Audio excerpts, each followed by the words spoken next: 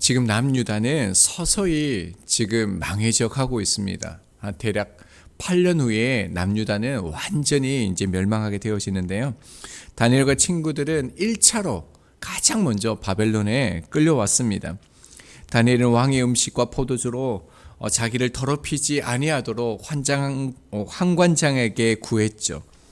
그것은 이 땅에, 그 이방 땅에 살면서도 하나님께서 직접 먹여 살리신다는 것, 그뿐만 아니라 그렇게 하지 아니하실지라도 믿음을 증명하고자 했습니다.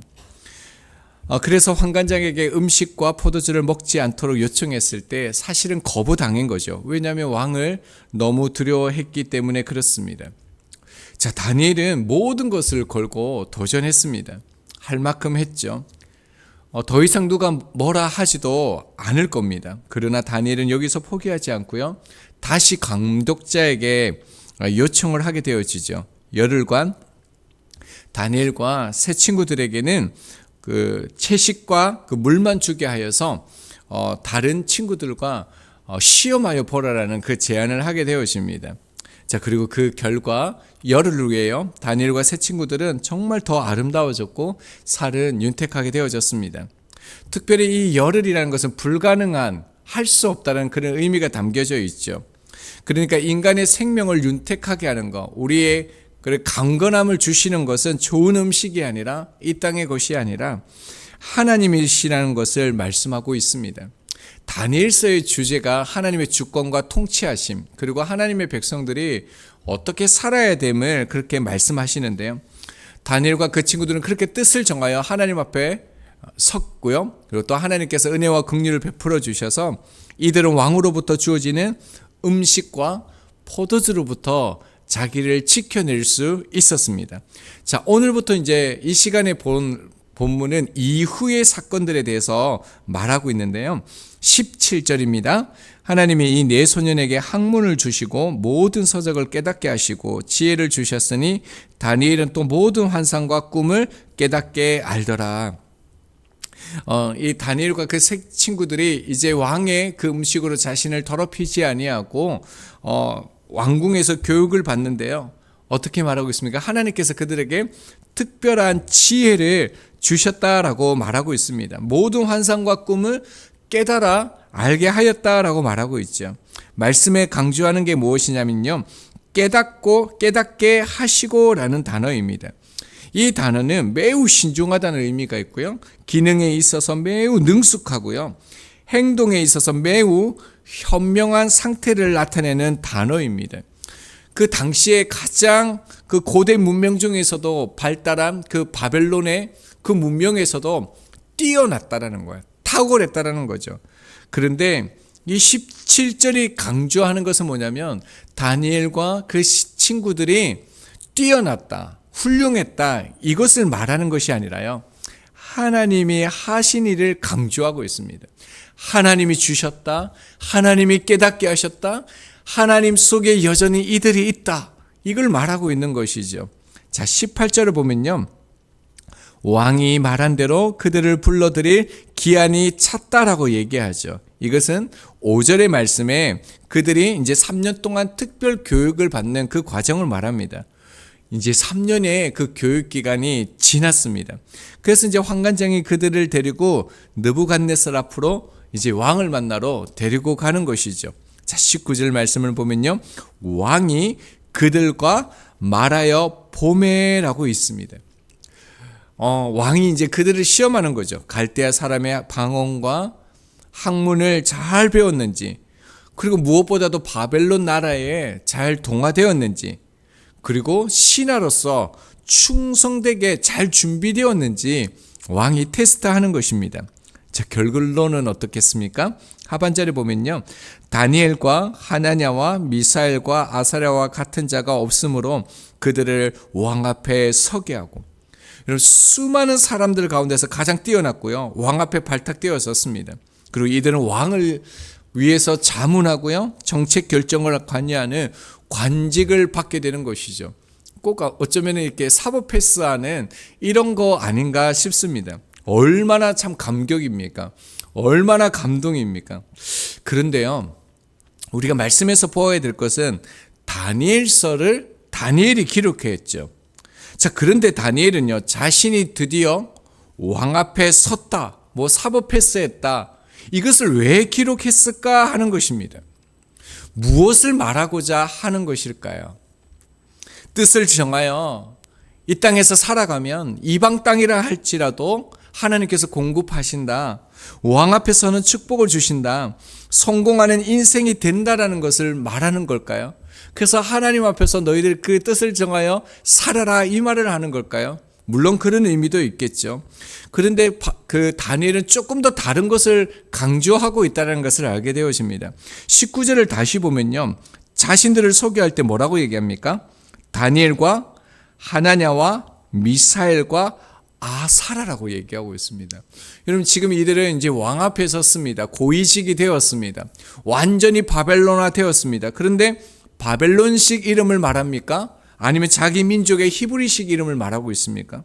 예, 지금요, 다니엘은 벨드사살이라는 이름을 가지고 살아가고 있음에도 분명한데 다시 한번요, 자기를 어떻게 말하고 있습니까? 다니엘이다라고 얘기하고 있죠. 자신의 존재와 정체성을 드러내고 있다는 것입니다. 그는 여전히요, 벨드사살이라는 세상의 이름이 주어졌지만, 세상의 방식이 주어졌지만, 다니엘은 다니엘로서, 하나님의 사람으로서 지금 서고 있다는 겁니다. 그리고 지금 다니엘이 강조하는 건 무엇입니까? 내가 원하는 것을 이루게 되었다, 이걸 말하는 것이 아니라요, 지금 왕 앞에 서게 된 것, 이 모든 것, 이 일을 강조하는 것이 아니라요, 하나님의 다스림이다, 하나님의 주권과 통치하심 속에 내가 있다, 하나님의 섭리 속에 내가 살아가고 있다는 것을 이 한 절 말씀에도 강조하고 있다는 것이죠. 바벨론에도 하나님이 계신다라는 겁니다. 바벨론의 주인은 느부갓네살이 아니다, 하나님이시다. 그러므로 나는 하나님의 뜻 안에, 그 하나님의 계획 안에 있다라는 것을 여러분, 우리에게뿐만 아니라 당시에 그렇게 포로로 잡혀왔던 그 수많은 백성들에게, 민족들에게 우리가 하나님 안에 있다, 지금 이 시대는 하나님의 계획 속에 있다는 것을 나 다니엘 이렇게 말하면서 말하고 있다는 것입니다.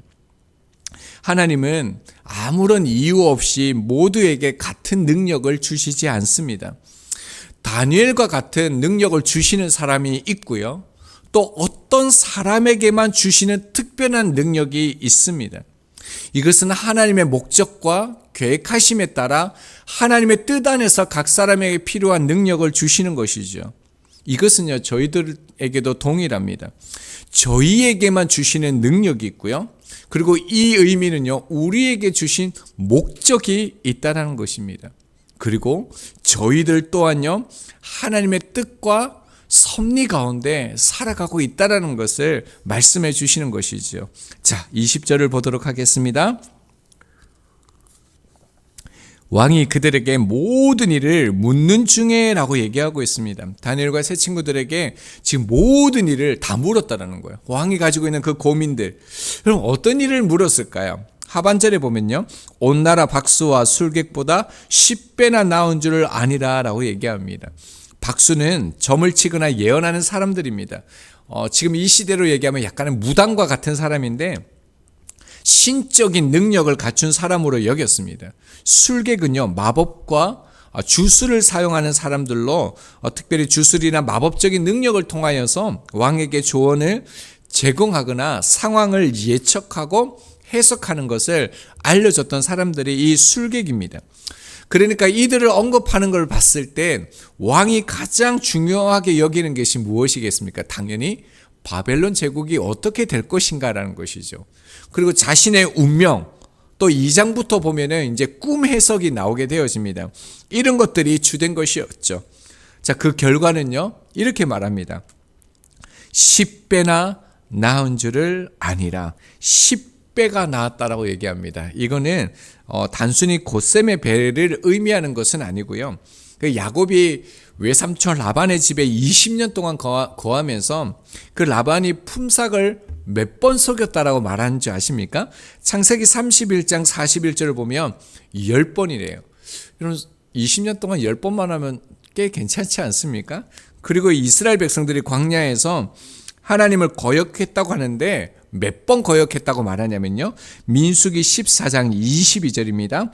내 영광과 애국과 광야에서 행한 내 이적을 보고서도 이같이 10번이나 나를 시험하고 라고 얘기합니다. 여러분, 이들이 딱 10번만 이렇게 하나님을 거역하고 배반했다는 말은 아니죠. 세아릴 수 없이 너무 많이 넘치도록 그렇게 했다라는 겁니다. 자, 그리고요, 또한 10은 성경에서 완전수를 의미합니다. 그러니까 이렇게 정리를 해보면 타인들과 비교도 할 수 없을 만큼 그들의 지혜와 지식이요 탁월했다라는 거예요. 넘쳐났다라는 것을 이 10배 속에 담아 놓은 것이죠. 자, 21절을 봅니다. 다니엘은 고레스 왕 원년까지 있으리라. 사실 그냥 이 단어만 보면 전혀 은혜가 되지 않는데요. 좀 성경적인 배경을 가지고 이 한 절 말씀을 묵상하면 참 큰 은혜가 되어집니다. 참 이 안에 담겨져 있는 그 다니엘의 인생이 고스란히 이 한 절 속에 담겨져 있는데요. 다니엘의 인생 가운데 뜻을 정한 삶을 어떻게 살았는지를 잘 보여줍니다. 자, 고레스 왕 원년까지 있다라고 얘기했는데, 고레스 왕은 바사 페르시아 제국을 건설한 인물이죠. 자, 그러니까 지금 다니엘이 대략 뭐 조금씩 다른데 14세에서 18세 이렇게 얘기하는데 15세 때에 끌려와서 고레스 왕까지 있었다는 것은 약 80세에서 85세 이상 있었다는 거예요. 그러니까 적게 잡아도 70년 동안 바벨론 제국, 그리고 바벨론이 메대에게 망하죠. 그리고 메대가 바사 페르시아에게 망하게 되어지죠. 대략 최소한 3제국 이상, 그리고 4왕 이상을 선지자로서 총리로서 섬겼다는 겁니다. 참 탁월하죠. 지금 정치자들과 정치 지도자들과 비교해서 보면 정말 대단합니다. 이런 정말 지도자가 있기를 정말 그렇게 바라는데요. 그리고 또 하나, 이 다니엘이 이 짧은 한 구절을 적으면서 무엇을 담아 넣었을 것 같습니까? 다니엘이 이 벗고 싶은 이 인생의 짐, 이 고단함, 얼마나 그 우상의 나라에서 살아가기가 힘들었겠습니까? 그가 배우는 것, 그가 가르치는 모든 것들은 다 우상과 관련된 것이었거든요. 그럼에도 불구하고 고레스 왕 원년까지 그 자리에 있어야만 했던 그 소명에 관한 그 인생을 고스란히 이 한 절 속에 다니엘을 담아 놓았다는 겁니다. 여러분, 다니엘은 느부갓네살 그 왕에게 끌려갔을 때 그 중간중간에 이 고레스 왕까지 얼마나 많은 일들이 있었습니까? 대표적으로 6장에 보면 다리오 왕 때는 사자굴에 들어가게 되어지죠. 그뿐만 아니라 또 고레스 왕이 그 고레스 칙령을 반포해서 다 이제 고국으로 돌아가게 하게 되죠. 그럼에도 불구하고 어떻습니까? 그들은 고국으로 돌아왔지만 황폐한 땅에서요, 아무것도 할 수 없었던 그 무너진 인생을 살아가는 것, 그 모든 것을 본 사람이 누구냐면 이 다니엘이라는 겁니다. 그러니까 다니엘은 이 긴 그 인생 동안요, 하나님의 보호하심 속에 건강하고 장수하고 내가 귀하게 쓰임 받았다, 이 말을 하고 싶은 게 아닙니다. 고레스 왕 원년까지 있을 때 내가 이 자리에 지킬 수밖에 없는 고단하고 힘든 인생이었지만 이렇게 살아갈 수밖에 없었던 그 이유를 이 한 절 속에 말하고 있는데요. 17절 말씀을 보면요, 하나님이 이 내 소년에게 학문을 주시고 라고 얘기하고 있죠. 1장에서 이 단어가요 3번 사용됩니다. 2절에 보면요, 하반절에 그의 손에 넘기심에 되어져 있죠. 9절에요 은혜와 긍휼을 얻게 하신지라. 17절에요 학문을 주시고 라고 얘기했는데, 한글 성경은 다 다른 단어를 썼는데요, 원문은 똑같은 단어입니다. 하나님이 주셨다, 하나님이 두다, 놓다라는 단어입니다. 그러니까 개인의 인생뿐만 아니라 민족과 나라를 하나님이 다스리고 계시다라는 것을 지금 다니엘이 강조하고 있는 것이죠. 하나님께서 남유다를 그 바벨론에게 넘겨주신 것이 아니라 또 하나님이 환관장에게 은혜와 긍휼을 얻게 하신 것이고, 또 학문과 서적을 깨닫게 하는 지혜를 주신 것이고, 모든 것을 어떻게 해요? 하나님이 하셨다, 하나님이 주셨다라고 그렇게 말하고 있다는 겁니다. 그러니까 지금 자신의 인생의 그 모든 것은요, 하나님이 주셨다는 거예요. 하나님 안에 있다라는 겁니다. 하나님은 이 땅에 당신의 백성들에게 모든 것을 주시는 하나님이십니다. 요한복음 3장 16절이죠. 하나님이 세상을 이처럼 사랑하사 독생자를 주셨다. 하나밖에 없는 그 아들을 주셨다라는 의미는요, 모든 것을 하나님께서 우리에게 주셨다라는 것입니다. 그리고 이 말은요, 이전에도 주셨고 지금도 주셨고 앞으로도 주실 것이라는 그 약속입니다. 우리의 인생 가운데 하나님이 주신 것과 주실 것으로 가득하다라는 이 사실을 믿으실 수 있기를 바랍니다. 그러므로요, 하나님의 백성은 이 세상 나라에서 아무리 사소한 것이라도 하나님 말씀대로 뜻을 정하여 우리는 살아내야 합니다. 사실은 하나님께서 나를 주관하시는 것이죠. 이것이 지금 다니엘서가 가르치고 있는 세상 나라를 사는 방식입니다. 저희는 다니엘처럼 이 세상 나라에 보내진 하나님의 백성입니다.